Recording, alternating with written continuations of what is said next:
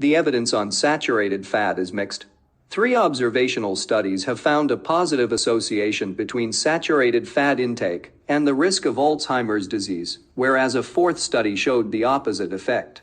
One cause for this may be that a subset of the test populations had a genetic susceptibility to the disease, which is caused by a gene known as APOE4.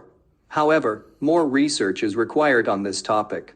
One study of 38 women found that those who consumed more saturated fat relative to unsaturated fat performed worse on memory and recognition measures. Thus, it may be that the relative ratios of fat in the diet are an important factor, not just a type of fat itself. For example, diets high in omega-3 fatty acids have been found to help protect against cognitive decline. Omega-3s increase the secretion of anti-inflammatory compounds in the brain and can have a protective effect, especially in older adults. You can increase the amount of omega-3 fats in your diet by eating foods like fish, chia seeds, flax seeds, and walnuts.